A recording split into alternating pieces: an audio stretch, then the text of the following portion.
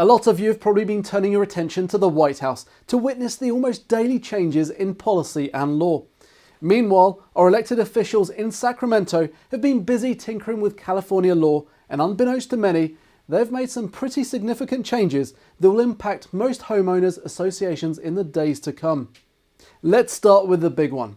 Condo associations are now prohibited from banning the installation or use of a rooftop solar energy system for household purposes on the roof of the building in which the owner resides.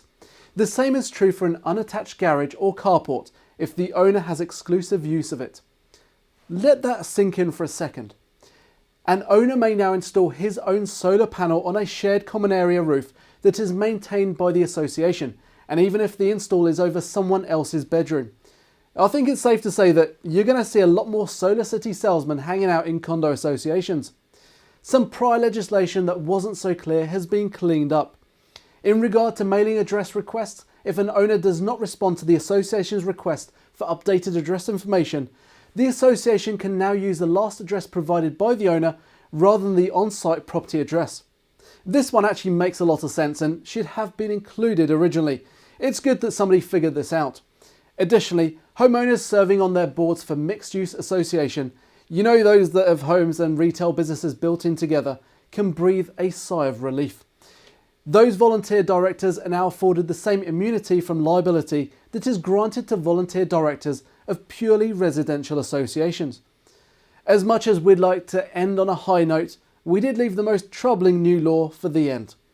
As you might know, current law says that all associations have to provide free access to existing meeting space for campaigning purposes.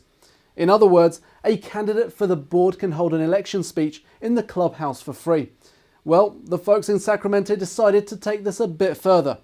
Now, an association cannot prohibit member or resident from peacefully assembling or meeting during reasonable hours and in a reasonable manner for purposes relating to common interest development living, association elections, legislation, election to public office, or the initiative, referendum or recall process.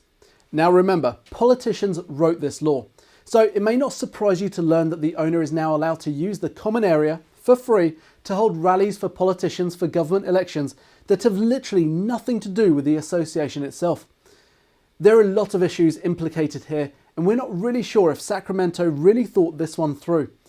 Expect this one to generate lots of questions and maybe some lawsuits in the future.